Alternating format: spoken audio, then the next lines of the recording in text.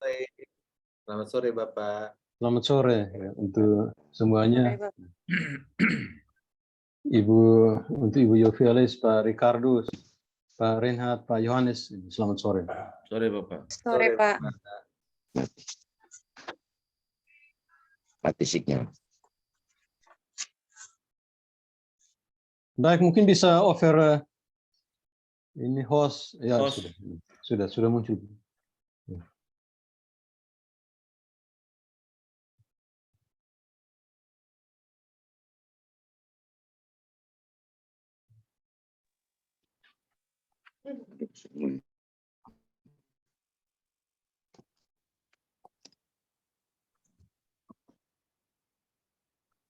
Coba urus dengan Ya, mungkin suara saya bisa didengar dengan baik ya. Bisa sekali Bapak. Ya, baik.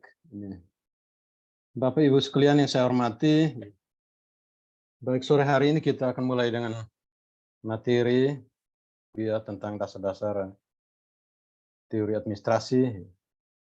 Ya, tentu dalam mata kuliah ini nanti akan disampaikan ya, hal-hal pokok ya, yang penting konsep-konsep yang terkait dengan ilmu administrasi, baik dalam tataran klasik bahkan mungkin sampai pada yang kontemporer. Tentu di kuliah ini kita akan berbicara hal-hal yang inti-inti saja ya. Nanti lebih mendalamnya itu akan dibahas di setiap mata kuliah nanti.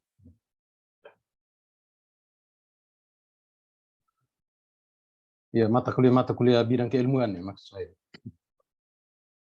Baik, untuk sore hari ini kita akan berbicara dengan tema ini, pentingnya administrasi. Ya, di sini akan dikemukakan beberapa pandangan dari sejumlah ilmuwan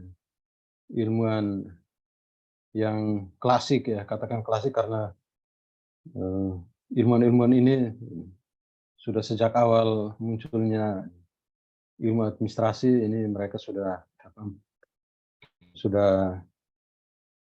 mencoba untuk merumuskan gagasan-gagasannya tentang pentingnya administrasi ini.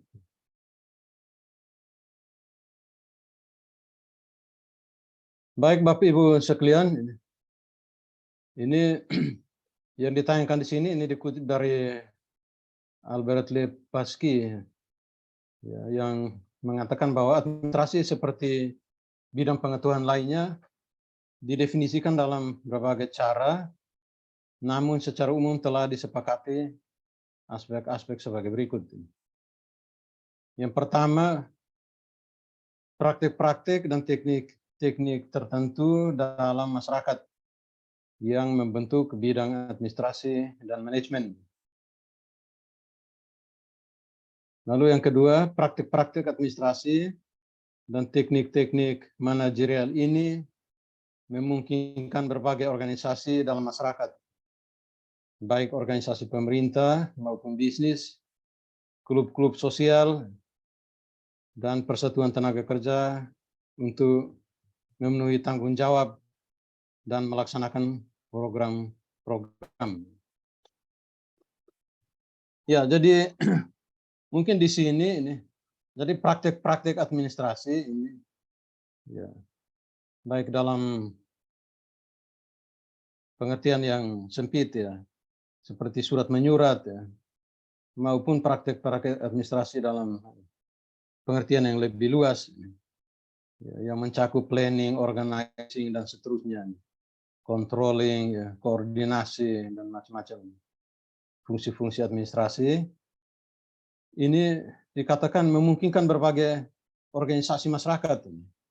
Ya, sehingga di sini bisa kita mencernanya lebih jauh lagi bahwa sebenarnya praktik-praktik administrasi ini terjadi dalam berbagai organisasi masyarakat ya.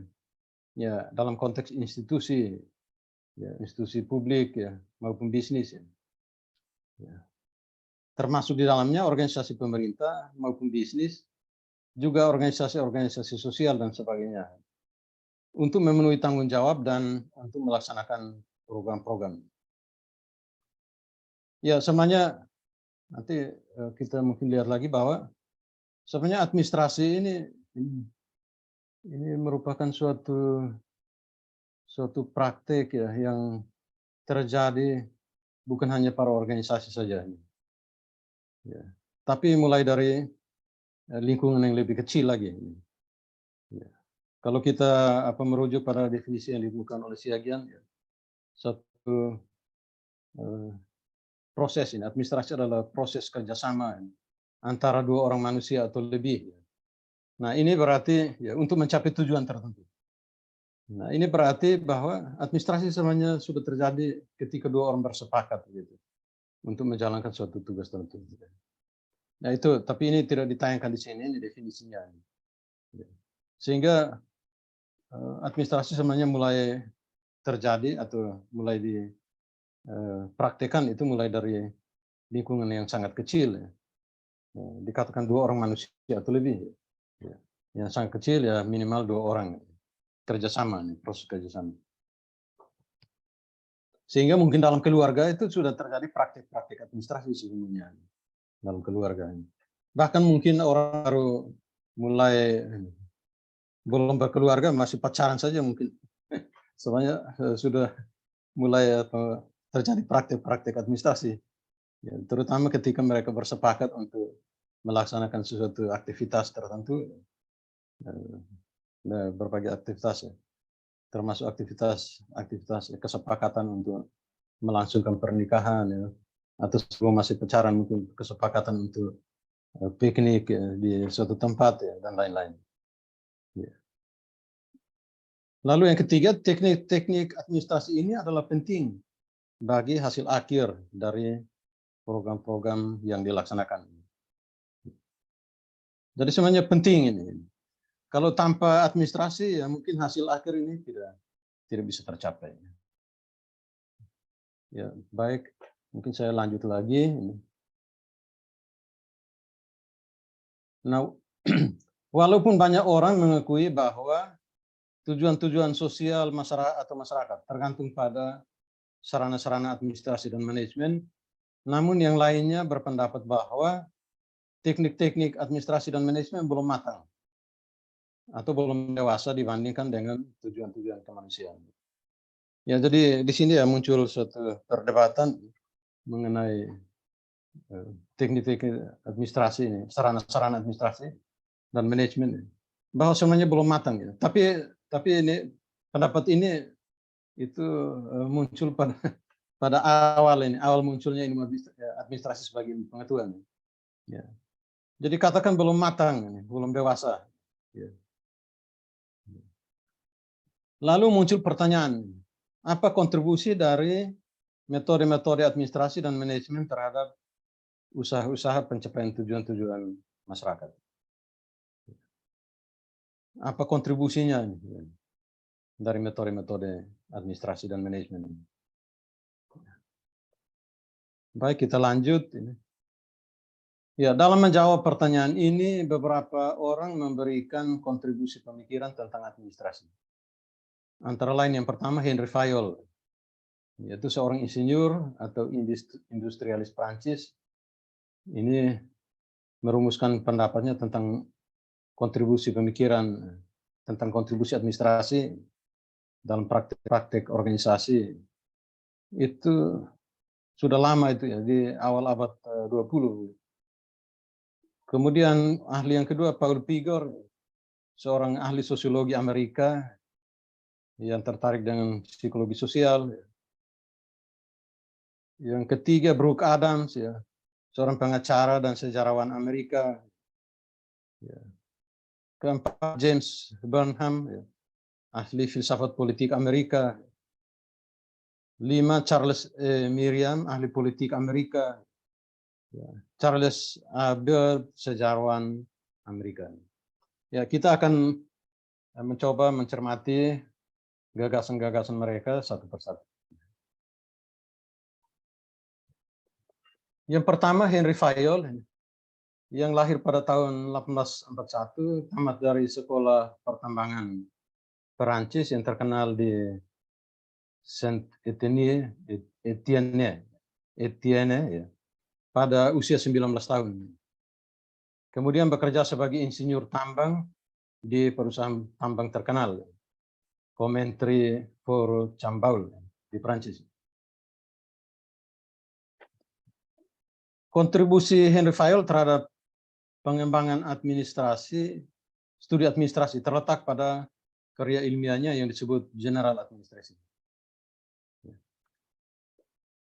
Motif Fayol untuk mempertahankan administrasi sebagai suatu studi ilmiah adalah kenyataan bahwa dalam periode perang Franco-Prusian dan Perang Dunia Pertama terlihat adanya disintegrasi karena kurangnya kemampuan administrasi dan efisiensi manajerial. Ya, jadi inilah yang mendorong ya,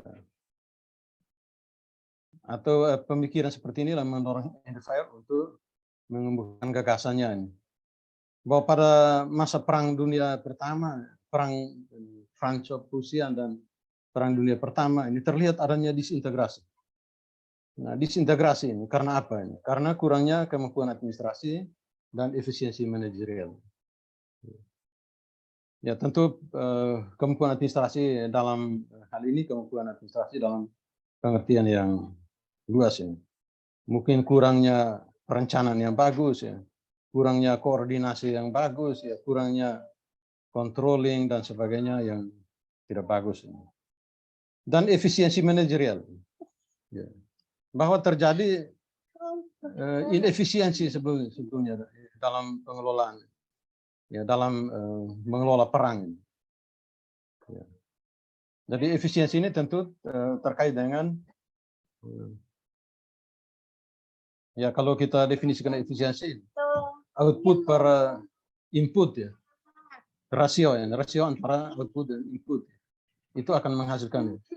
Jadi kalau outputnya lebih besar daripada input ini termasuk dalamnya sumber daya ini tentu akan berakibat inefisiensi. Kalau outputnya kecil, sumber daya yang digunakan sangat besar, terjadi pemborosan, ini berarti tidak efisien. Ya, jadi pemikiran Henry Fayol ini berawal dari ini. Terjadi disintegrasi karena kurangnya kemampuan administrasi dan efisiensi manajerial. Yang berikut, ya ini di sini temanya administrasi adalah universal. Jadi uraiannya antara lain ya, agar praktek-praktek administrasi lebih dikenal di kalangan agen-agen sipil dan militer Prancis, maka Fayol mendorong terbentuknya pusat studi administrasi di Paris sebagai suatu jenis badan administrasi publik Prancis. Fayol juga adalah seorang kepala konsultan pemerintah Prancis selama Perang Dunia Pertama dan seorang partisipan terkenal dalam Kongres Internasional Ilmu Administrasi. Ya, ini sekedar riwayat dari profesi dari Henry Fayol ini. Walaupun ia memiliki pandangan konservatif tentang politik Prancis, kesepakatan tentang masalah-masalah administrasi di kalangan oposisi politik memperkuat pandangan Fayol yang disebut administration is a subject of universal importance. Atau administrasi adalah suatu subjek atau mata pelajaran yang penting secara universal. Ya, ini kata universal ini artinya umum, berlaku. Mungkin tadi di awal tayangan tadi sudah disampaikan bahwa administrasi itu terjadi di berbagai organisasi, organisasi pemerintah, bisnis, organisasi sosial, dan semua organisasi-organisasi. Bahkan sampai lingkungan yang sangat kecil.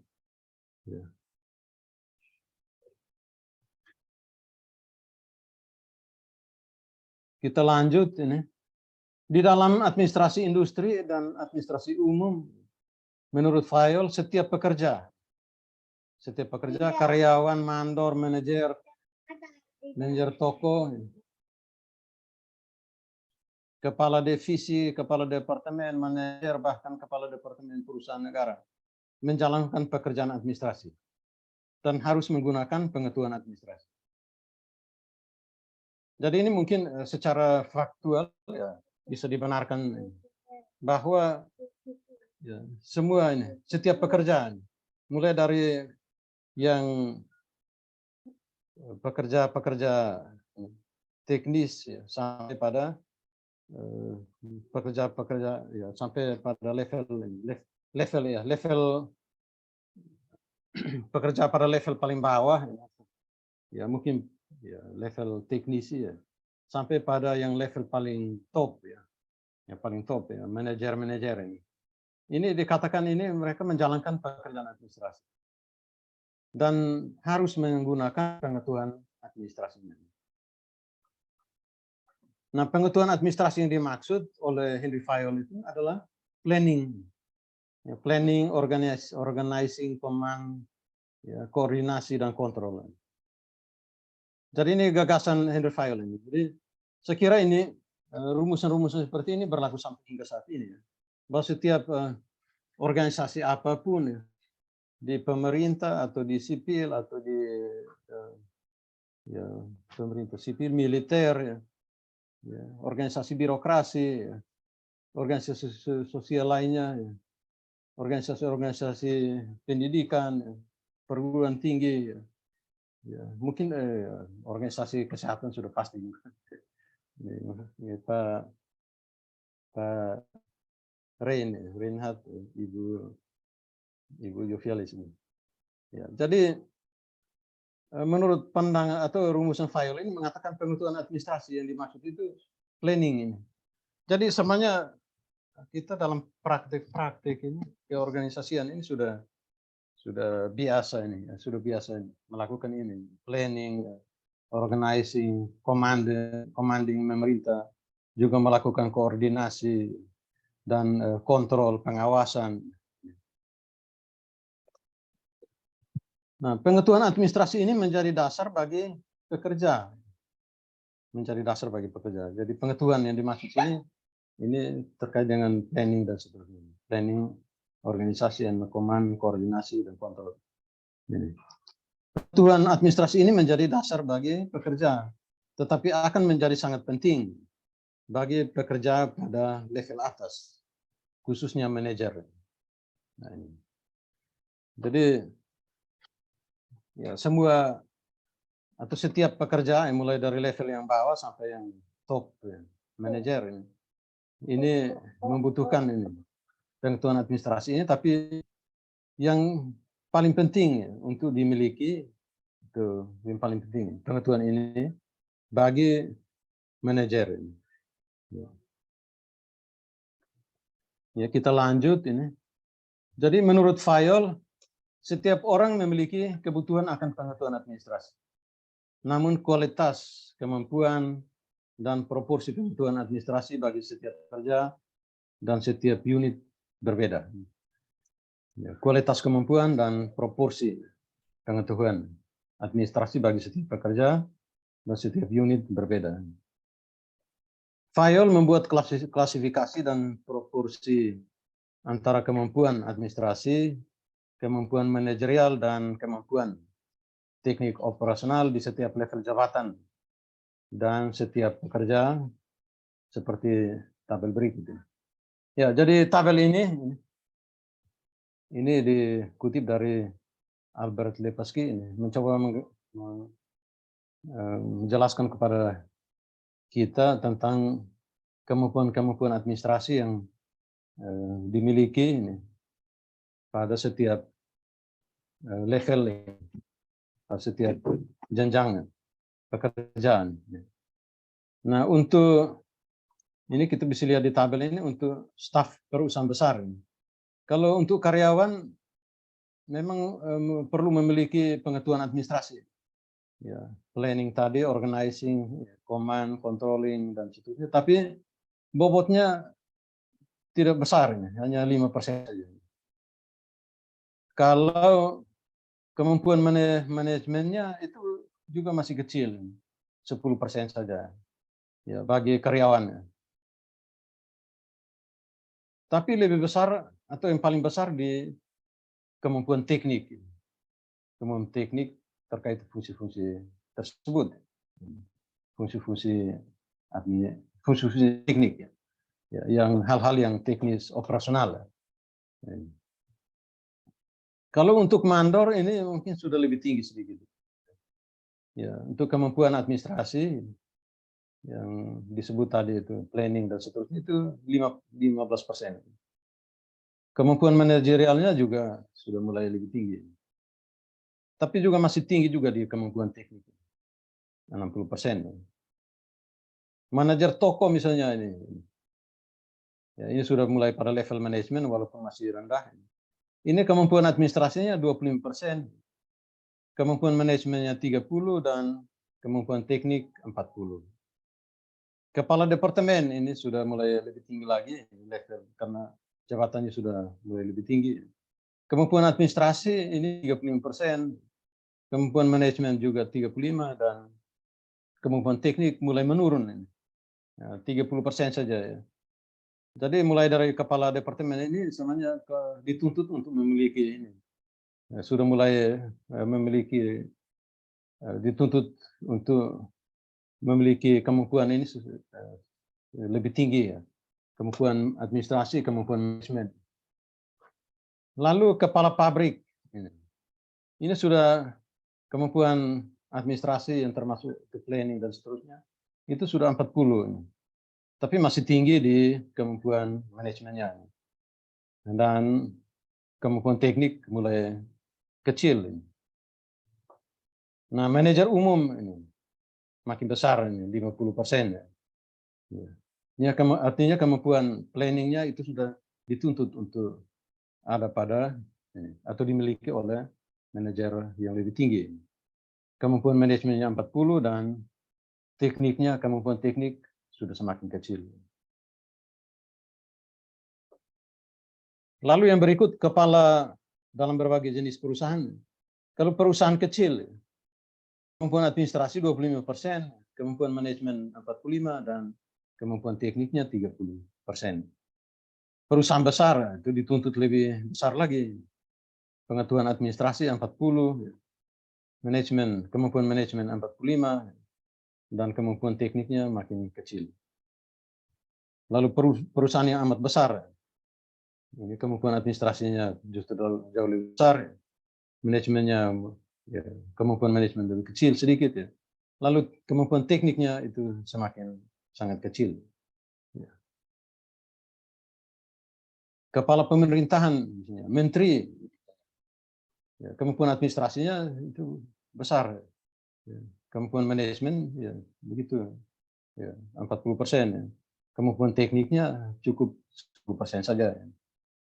Dan departemen negara ya itu justru lebih tinggi lagi yang dituntut untuk memiliki kemampuan administrasinya. Baik, ini sekedar tabel ini yang menggambarkan ini. Ini saya tidak tahu, mungkin ya mesti ada kajian-kajian lagi ini untuk kita bisa membuktikan ini kebenaran dari rumusan ini ya. Tapi saya pikir kurang lebihnya masih. Ya, di level pimpinan tentu kemampuan untuk merencanakan ya, pengambilan keputusan, kemampuan untuk mengkoordinasi dan itu masih itu sangat diperlukan ini. Dari tabel di atas terlihat bahwa setiap jenjang jabatan dan pekerjaan memerlukan kebutuhan administrasi walaupun proporsinya berbeda-beda.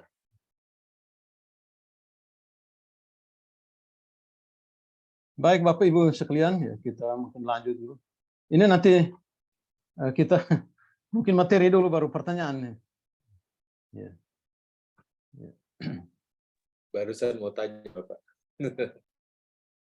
Oh, mau pertanyaan? Nggak apa-apa Pak, nggak apa-apa, teori aja dulu nanti kita tanya pas sudah selesai. Ya baik. Ya baik, terima kasih ya. Baik, saya lanjut. Tesis file bahwa proses administrasi adalah universal.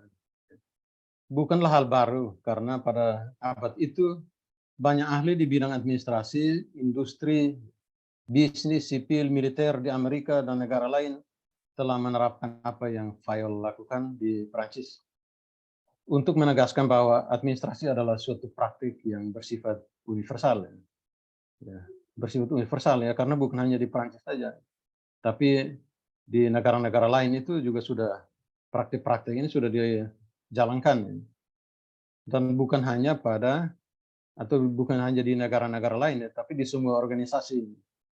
Ya, organisasi.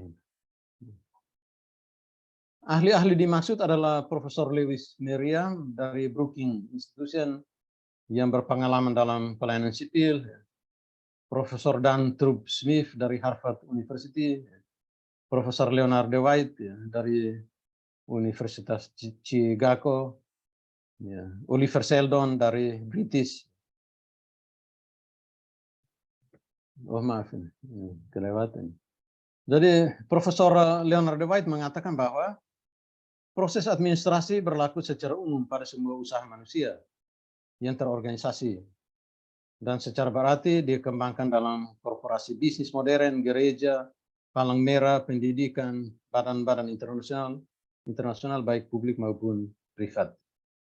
Ya. Jadi ini penegasan lagi sama seperti tadi rumusan dari Henry Fayol tadi bahwa administrasi itu dikembangkan di setiap organisasi, ya, bisnis modern, gereja, ya, dan semua jenis organisasi, organisasi pemerintah, ya, dan seterusnya.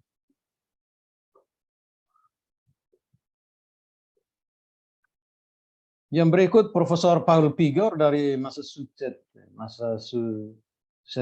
Institute of Technology menegaskan bahwa fungsi utama administrasi adalah menstabilkan lembaga-lembaga sosial.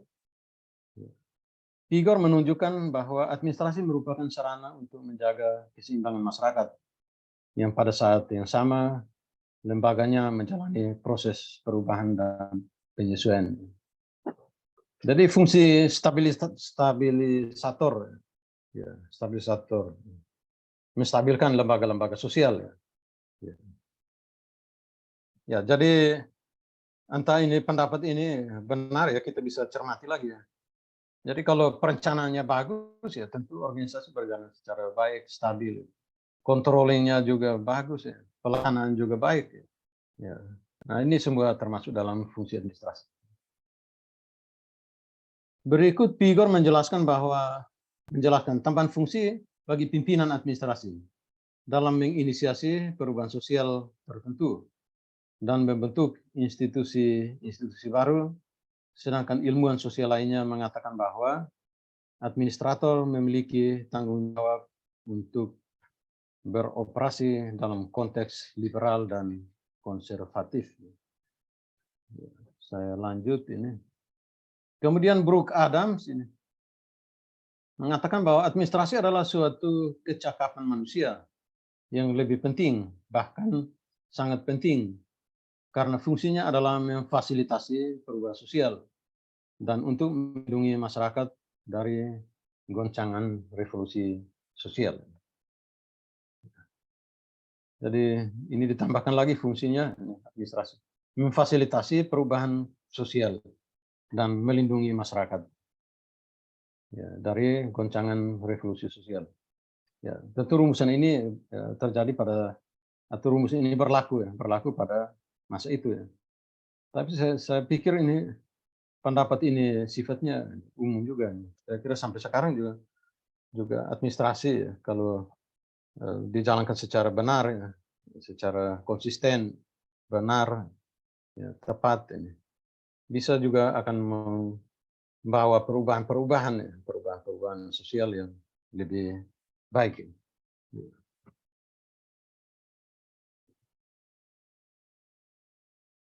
Yang berikut James Burnham dengan teori revolusi manajerial menghasilkan dua hal penting.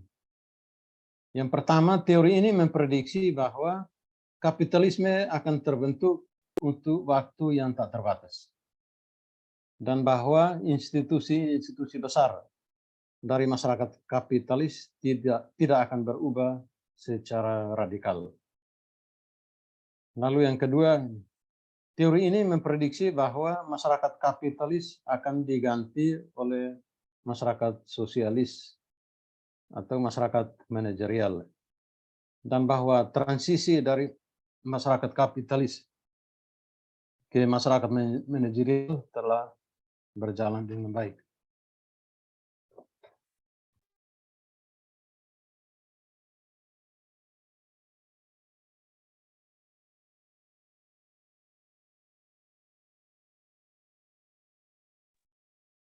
Ya, selanjutnya James Burnham berpendapat bahwa administrasi atau manajer-manajer masyarakat memiliki banyak kekuasaan, bahwa revolusi telah terjadi bukan fasistik.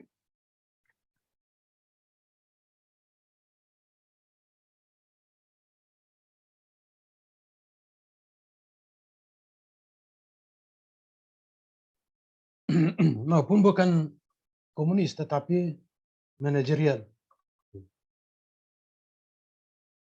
Kita lanjut.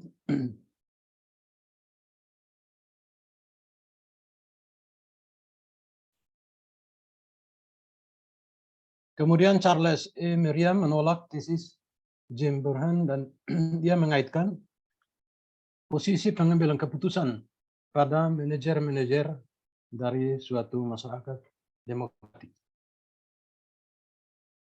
Charles E. Merriam menyebut organ-organ pemerintah sebagai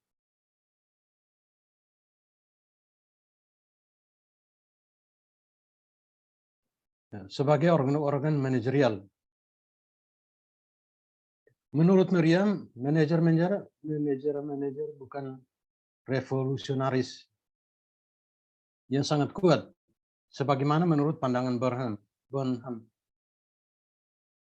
yang akan mendominasi masyarakat, tetapi sebagai teknisi yang pelayanannya sangat dibutuhkan bagi evolusi masyarakat modern.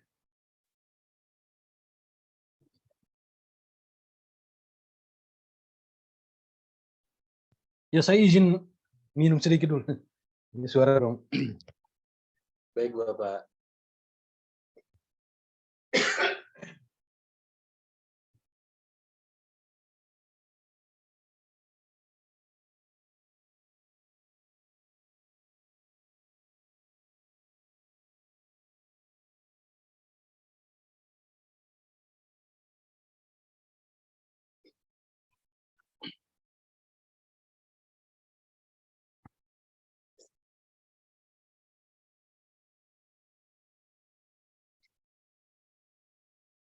Ya, baik. Merriam memandang administrasi sebagai evolusi dari teknologi manusia yang menuntun manusia untuk beradaptasi dengan lingkungan yang kompleks. Jadi saya lanjut dulu.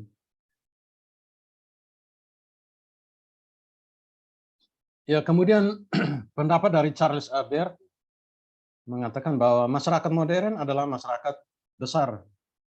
Setiap perusahaan di dalam masyarakat modern dan masyarakat modern itu sendiri tergantung pada administrasi. Industri berskala besar tergantung pada organisasi atau manajemen dari sejumlah besar pekerja yang memiliki keterampilan dan seni yang berbeda, dan pengaturan barang-barang material. Di dalam beberapa industri, organisasi administrasi adalah nasional dan internasional. Baird juga mengatakan bahwa negara di dalam masyarakat modern seperti korporasi privat juga tergantung pada administrasi. Karena itu, apapun masa depan negara,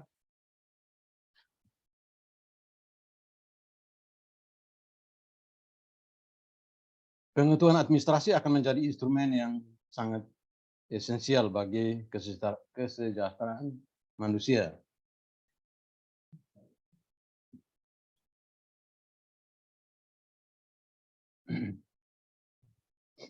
Dalam pidatonya tahun 1937 tentang subjek khusus unit kerja yang terukur dalam administrasi, Baird menegaskan bahwa tidak ada subjek yang lebih penting dari administrasi.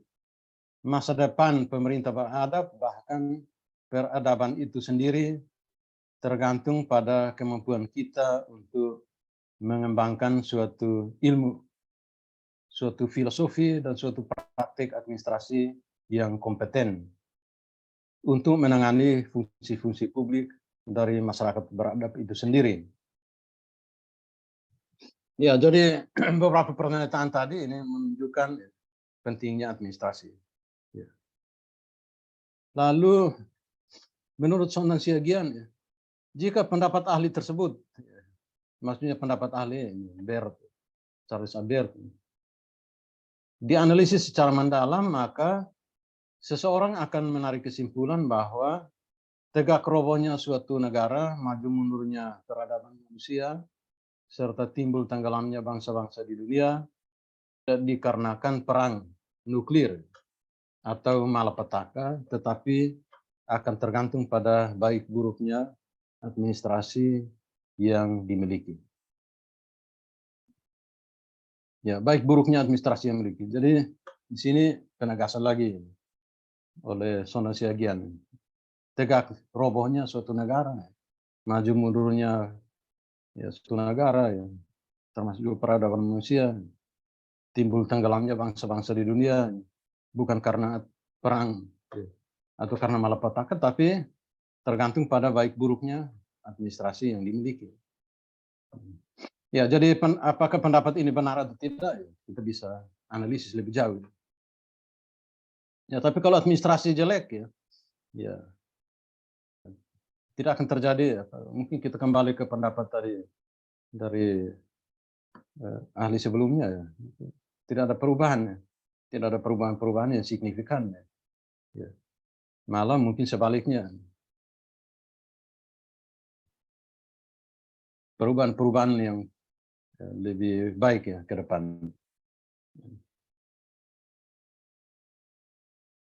Ya, selanjutnya, pentingnya administrasi publik dapat dipelajari dari beberapa hal. Yang pertama, sebagai instrumen penyedia layanan. Administrasi publik melindungi kehidupan dan harta milik warga, mempertahankan bangsa atau negara dari musuh, menyediakan pelayanan seperti pendidikan, kesehatan, keamanan, dan sebagainya. Dalam hal ini, administrasi merupakan tindakan moral, sedangkan administrator adalah agen moral. Yang berikut sebagai basis pemerintahan. Profesor Appleby mengatakan bahwa tanpa administrasi, pemerintahan akan menjadi sebuah perkumpulan diskusi. Administrasi menjamin stabilitas, kesatuan sosial, dan harmoni melalui pemecahan masalah sosial. Administrasi publik melindungi kita dari penyakit, kelangkaan, ketidakamanan, epidemik, perang, dan malapetaka. Selanjutnya, peranannya dalam demokrasi. Ide demokrasi seperti kesejahteraan rakyat, kedaulatan rakyat, kemajuan, kemakmuran, dan perlindungan umum hanya bisa dicapai melalui administrasi yang tidak memihak.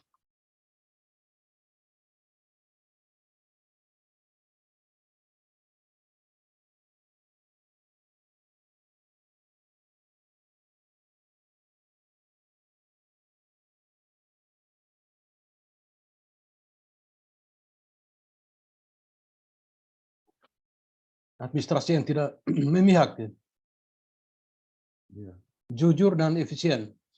Dalam sistem demokrasi, administrasi harus memegang teguh ide-ide demokrasi, seperti kebebasan, kesamaan, dan persaudaraan. Untuk mencapai tujuan dan ide-ide demokrasi, maka seorang administrator harus memiliki integritas.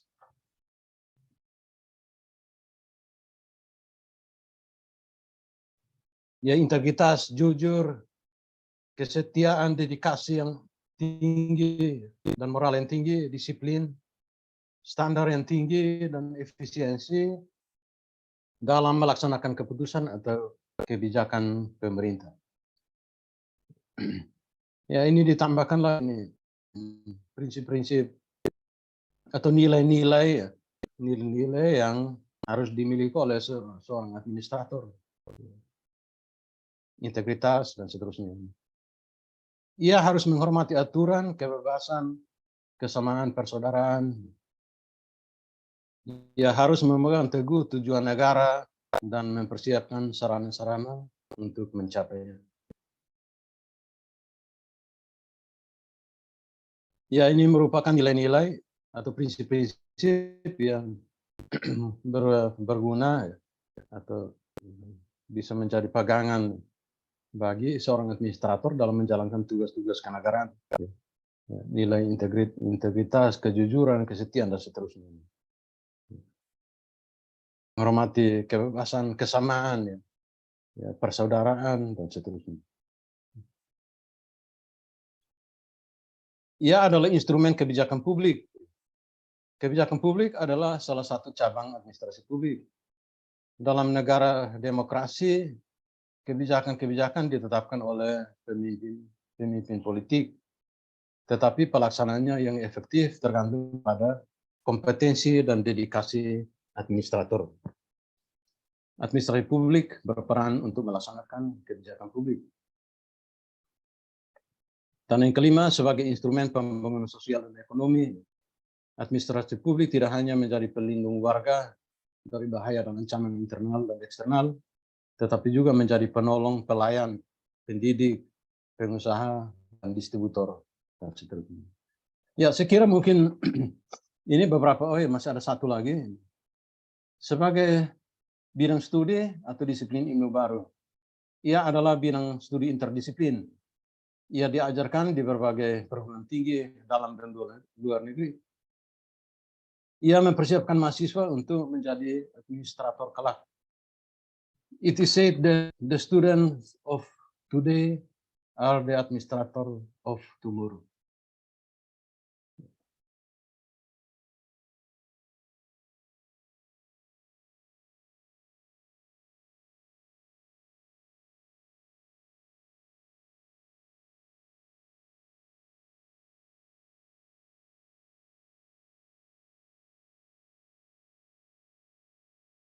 Ya, baik Bapak Ibu sekalian, mungkin ini materinya. Ya, sebagai materi awal tentang pentingnya administrasi, ya ini sebagai gambaran bahwa administrasi bukan soal biasa juga, ya. Mungkin seperti bidang-bidang lainnya. Jadi mungkin penegasan dari para ilmuwan, ya, yang merintis ini, ilmuwan administrasi, ya, yang memberikan penegasan bahwa administrasi ini penting. Dan administrasi ini universal. Ya, tanpa administrasi, ya tentu mungkin akan terjadi kekacauan, ketidakharmonisan, dan sebagainya. Baik, mungkin ini materinya. Ya, silakan, mungkin ada hal-hal yang mau kita diskusikan bersama. Ya, silakan. Baik, Bapak, izinkan saya bertanya. Ya, baik, silakan Pak. Ya, memang saya tertarik sekali dan itu menjadi alasan saya juga untuk mengambil S3 administrasi, karena memang kalau kita lihat dari fungsi kita di struktur manajemen itu, bahwa pentingnya kita memahami administrasi dan manajemen itu jauh lebih penting daripada memahami soal teknisnya, begitu ya Bapak ya, lebih kurangnya tadi kalau saya lihat ininya. Nah, Ya. cuman yang saya agak bingung sih ya Pak ya, tapi memang mungkin itu terkait juga aturan sih ya Pak ya. Maksudnya, kenapa misalnya kayak di rumah sakit begitu ya Bapak ya, itu untuk menjadi tingkat direktur harus orang dokter, yang malah kalau orang luar negeri, rekan-rekan di Australia sana malah dia agak heran dengan Indonesia. Kenapa malah di Indonesia dokter kurang, tapi malah digunakan untuk menjadi seorang direktur, padahal itu kan fungsinya lebih pada fungsi manajemen, manajerial begitu ya Bapak ya. Seharusnya itu lebih pada orang ekonomi, orang administrasi begitu Pak. Cuman ya itulah mungkin aturan yang berlaku di negara kita. Cuman yang saya lihat contohnya kita Menteri Kesehatan juga pernah bukan orang kesehatan ya Bapak ya, pernah orang ekonomi tapi bisa jadi Menteri Kesehatan. Nah, ini yang saya agak agak bingung kok kenapa ya di rumah sakit itu untuk tingkatan atas itu harus seorang dokter begitu, Pak. Cuman dari yang tadi Bapak bagikan itu memang saya sangat memahami betapa pentingnya dalam organisasi apapun untuk bagian tingkat pimpinan itu harus memahami administrasi dan manajemen. Mungkin Bapak bisa kasih masukan kepada kami dalam hal bidang kesehatan atau dalam rumah sakit ini, atau mungkin Ibu Yofialis juga di puskesmas begitu, Pak, terkait administrasi, Pak. Terima kasih, Pak. Ya, baik, terima kasih Pak Rini. Ya, jadi ya tadi mungkin di awal-awal itu kita bisa lihat gagasan dari Henry Fayol itu yang mengatakan bahwa setiap pekerja itu perlu memiliki pengetahuan administrasi. Ya, pengetahuan administrasi yang dimaksud di sini adalah planning, organizing, commanding, ya, controlling, coordinating. Ya. Hanya pada setiap level pekerja itu berbeda-beda ya. Kalau untuk level manajerial, mungkin level yang top ya, top manajemennya, memang dibutuhkan kemampuan administrasi yang lebih besar, ya. Lebih besar. Karena ini memang ya semua pergerakan ya, pergerakan dari organisasi apa saja ya, organisasi pemerintah atau termasuk organisasi kesehatan ini semua mungkin ini, tergantung pada kemampuan administrasi ini. Apakah seseorang manajer itu mampu untuk memikirkan apa yang harus dikerjakan oleh setiap orang yang ada di dalam organisasi ini. Nah, ini sangat tergantung pada kemampuan perencanaan. Ya, kemampuannya untuk merencanakan apa yang harus dilakukan. Ya, menetapkan siapa yang harus melakukannya, mengapa. Jadi lebih banyak kemampuan berpikirnya. Ya, Administrasinya, untuk Pak. kemampuan administrasinya, untuk pengambilan keputusan. Ya. Nah, kalau misalnya di pimpinan di rumah sakit ya, memang selama ini yang terjadi itu memang harus orang yang mempunyai latar belakang di bidang profesi kesehatan, ya, entah itu dokter atau mungkin sarjana kesehatan masyarakat atau ya silakan saja, tapi selain bidang profesinya, ia juga harus memiliki kemampuan yang tadi seperti yang dikatakan oleh Henry Fayol misalnya, ya, kemampuan manajerial, ya, kemampuan administrasi. Karena semua perubahan yang akan terjadi dalam pelayanan ini tergantung pada kemampuan administrasinya ini. Dalam arti yang luas ini, kemampuan perencanaannya, ya, kemampuan melaksanakannya, kemampuan mengorganisasi, mengkoordinir, ya, mengkoordinasikan ya, berbagai bagian ya, yang ada. Ya, karena organisasi besar tentu terdiri dari banyak bagian ya, yang harus dikoordinasikan sedemikian rupa untuk secara bersama-sama ini bergerak menuju satu tujuan yang sama. Tapi juga perlu ada pengawasan yang bagus. Nah, ini semua tergantung dari bagaimana seorang pimpinan, manajer, ya, seorang administrator, ya, untuk melaksanakan itu semua. Ya, kalau di negara-negara barat ya justru mereka mungkin menuntut itu ya. Karena mereka tahu bahwa administrasi ini mungkin jauh lebih penting dari persoalan teknis ini. Betul, Bapak. Ya.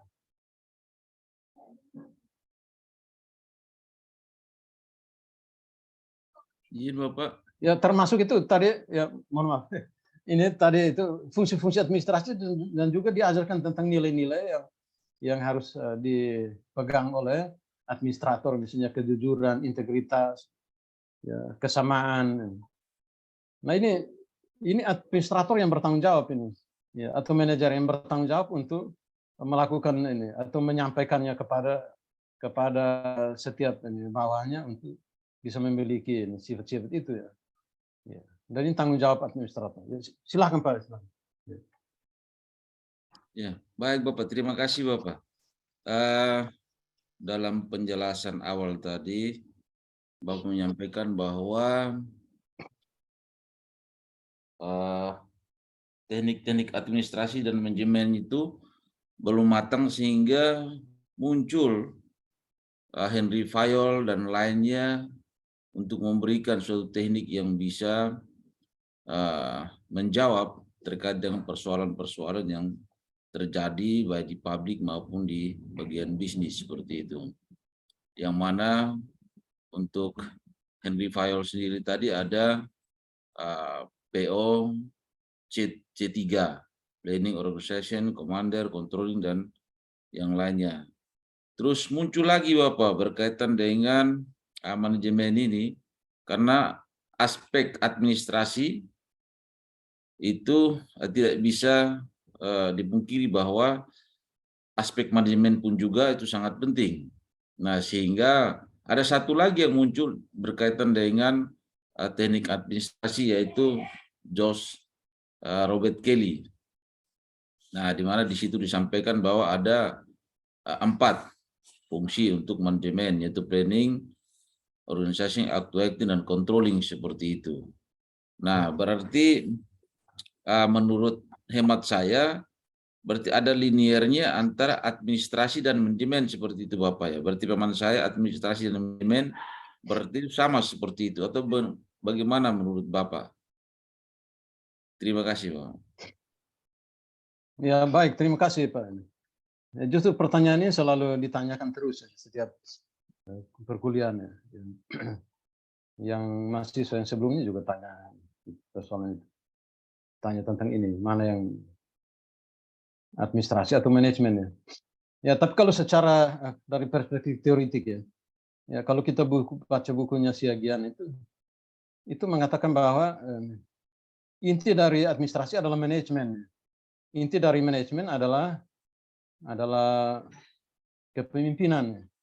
Inti dari kepemimpinan adalah pengambilan keputusan. Nah, kalau bertolak dari teori ini ya berarti administrasi memiliki status yang lebih tinggi ya, yang lebih tinggi dari manajemen. Ya, jadi ini kalau kita baca teori ini ya, tapi ada satu buku lagi ini Christopher Pollitt ini justru menjelaskan bahwa justru manajemen itu memiliki pengertian yang jauh lebih luas daripada administrasi. Ya. Karena manajemen ini dia harus berperan ya, bukan hanya dalam melaksanakan suatu keputusan atau suatu perencanaan yang telah ditetapkan ya, tapi juga harus berusaha untuk mencapai tujuan. Mencapai tujuan. Jadi tanpa manajemen ya tujuan tidak bisa tercapai. Ya. Kalau administrasi itu lebih banyak berperan dalam penentuan keputusan-keputusan.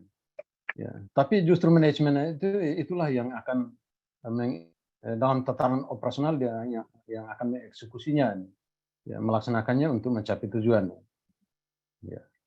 Jadi kalau kita baca literatur memang ada perbedaan-perbedaan ya, yang ini, tapi semuanya jauh beda-beda tipis lah begitu ya, tidak terlalu jauh berbeda karena ini fungsi-fungsi administrasi juga dianggap sebagai fungsi-fungsi manajemen, misalnya planning, organizing oleh George Terry tadi, planning, organizing, actuating, dan controlling. Nah ini, jadi mungkin Untuk sementara jawaban saya begitu, Pak. Ya, Nanti terima kita kasih bisa Bapak. berdiskusi Ya, lebih makasih jauh. Bapak. Bapak izin bertanya Bapak. Jadi ini tanpa manajemen itu katanya tujuan tidak akan pernah tercapai. Karena manajemen Bapak. itu berperan bukan hanya melaksanakan, tapi berusaha untuk mencapai tujuan. Ya, silakan Pak. Makasih Bapak. Baik, terima kasih Pak. Selamat malam Pak Kupang. Saya mohon izin saya berada di luar Pak. Ya. Saya tertarik tadi kita katakan bahwa administrasi itu banyak berbicara teori, prinsip manajemen, dia kan multidisiplin ya. Dia sepertinya merangkum semua Pak, interdisiplin. Ada budaya, ada politiknya juga, ada norma sosial. Nah, namun di sini Pak, saya melihat dengan perkembangan ilmu administrasi teori zaman dulu, minta maaf kalau saya sedikit salah pendapat. Lalu kita kaitkan dengan revolusi 5.0. Ya. Sejauh mana administrasi itu apa dapat dikatakan sama prinsip-prinsip lama harus saya pakai, ataukah saya sudah harus bergeser? Sebab teori-teori tadi itu lebih berbicara terhadap efisiensi, ya, ada tadi siapa efektif, ya, seperti yang dikatakan tadi dalam perang itu Pak ya. Nah, sekarang telah bergeser dalam 5.0 itu sudah membutuhkan lebih banyak kepada tindakan-tindakan kecepatan pendekatan, lebih progresif. Nah, bagaimana kira-kira pendapat Bapak? Karena saya sedikit juga minta kita diskusi di ruangan ini Pak. Sebab di sini bukan hanya ketergantungan pada seorang administrator, ya, tapi dalam 5.0 ini kita sudah berpikir merancang masalah, bukan mengatasi masalah, tapi merancang masalah. Jadi itu dalam studi yang salah satu saya lupa judulnya, tapi saya punya Pak. Dia bagaimana merancang masalah, jadi dia mengoptimumkan maksimum. Jadi dia udah bisa, kalau udah maksimum dia udah bikin lagi Pak, untuk mengatasi 5.0 gitu loh Pak. Saya mohon sedikit dapat tambahan pemikiran dari Bapak Pak. Terima kasih Pak, saya kembalikan. Iya, baik, terima kasih. Yang dimaksud studi interdisiplin ini artinya bahwa administrasi bukan ilmu yang berdiri sendiri ya, tapi administrasi ini mendapat sumbangan pemikiran dari ilmu-ilmu lain ya. Sehingga di awal-awal dari perkembangan administrasi ini kita mengetahui adanya ilmu sumbangan dari ilmu psikologi sosial ya, ada sumbangan dari dan macam-macam lain. Nah, sampai di abad yang sekarang ini justru perkembangan teknologi informasi yang sudah begitu pesat ini, maka administrasi itu bisa mendapatkan kontribusi ini ya, sumbangan dari teknologi informasi. Dan apakah prinsip-prinsip ini, prinsip-prinsip manajemen fungsi-fungsi ini, administrasi atau manajemen tadi, apakah planning, organizing, atau team controlling ini masih bisa berlaku dalam pemanfaatan teknologi informasi, dalam pelayanan publik ya, atau dalam berbagai hal ya, pengambilan keputusan atau dalam kemungkinan di bidang bisnis ya, dalam pemasaran ya, dalam apakah itu masih bisa berjalan atau tidak. Nah, ini yang perlu mungkin kita pikirkan bersama. Apakah itu masih dibutuhkan ya dalam pemanfaatan teknologi informasi. Nah, ini. Nah, ini apakah ini masih ada atau tidak? Ini mungkin kita perlu ini. Ya, tapi kalau menurut saya itu dalam rangka pengelolaan organisasi yang memanfaatkan itu teknologi informasi seperti yang Pak katakan, saya pikir ini masih ada. Ya. Bagaimana ini merencanakan ya, sumber-sumber daya ya yang dibutuhkan untuk menggunakan teknologi informasi seperti ini dan seterusnya. Ya. Apakah dalam penggunaan teknologi informasi dibutuhkan pengawasan atau tidak? Apakah dibutuhkan koordinasi untuk mengintegrasikan berbagai bagian ya di dalam organisasi untuk menjalankan tugas pelayanannya dengan menggunakan teknologi informasi seperti itu. Ya. Nah, mungkin untuk sementara begitu saja dulu, Pak. Ya. Nah, silakan kita bisa berdiskusi lagi. Mungkin Pak bisa menambahkan ya. Ya. Ya, terima kasih Bapak. Bapak, terima kasih. Jelas, Bapak. Ya.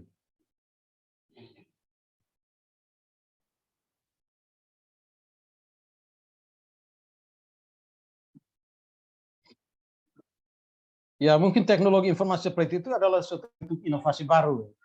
Ya, inovasi di dalam pelayanan publik misalnya. Ya, yang mengandalkan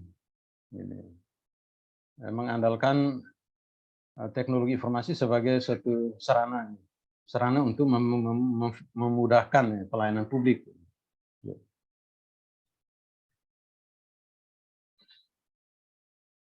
Nah, itu kalau dibawa ke dalam organisasi publik ya, yang membutuhkan suatu pengambilan keputusan ya, untuk melaksanakan itu. Ya. Maka ini tugas dari seorang pemimpin, seorang pimpinan untuk mengambil suatu keputusan apakah menyetujuinya atau tidak, menerima atau tidak, dan juga melaksanakan itu ya, dalam pelayanan publik atau tidak, itu tergantung dari keputusannya. Nah, keputusan yang diambil ini ada dalam otoritas daripada seorang pemimpin. Nah, kalau berbicara kepemimpinan ya tentu sudah masuk pada lingkup kajian dari administrasi publik.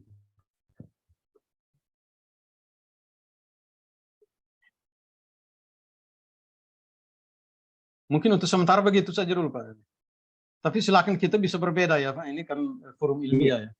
Kita bisa berbeda. Siap. Tidak masalah. Saya bisa mengerti, bisa tangkap. Terima kasih. Ya, terima kasih. Sepertinya itu untuk kepentingan itu tetap dibutuhkan juga yang tadi Bapak katakan gitu. Cuma pendekatannya yang dipakai pendekatan komputerisasi segala macam. Ya. Izin Bapak, mungkin kita bisa dapat materinya nanti Bapak Ibu Ketua. Bisa, Pak. Ini kemarin saya ada minta itu metode penelitian, cuma saya ingin untuk menambahkan itu di bagian-bagian yang belum itu saya ingin tambahkan biar supaya lebih lengkap. Jadi makasih Bapak. Kebetulan sebelum selesai ya sudah saya belum sempat kirim, tapi nanti saya usahakan. Ya. Ya, kalau ini nanti saya share melalui WA dari Ibu ya. Iya Bapak. Iya Pak.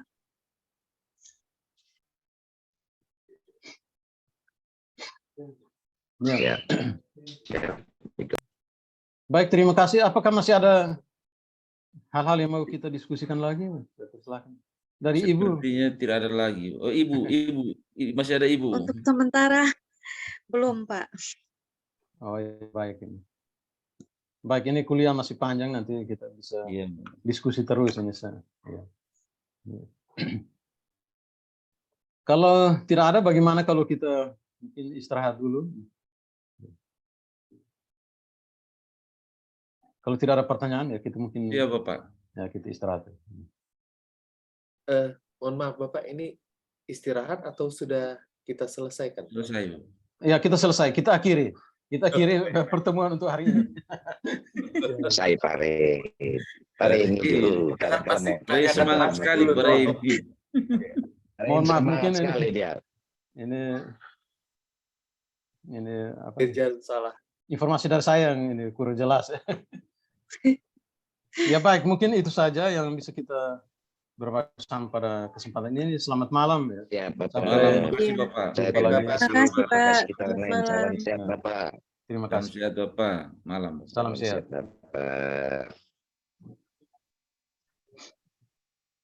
Ya, saya mohon izin mungkin keluar lebih dulu. Siap Bapak. Ya. Oke, baik. Izin apa lagi? Pak. Siapa lagi ini Rinda siapa nih? Baik, selamat malam. Lagi.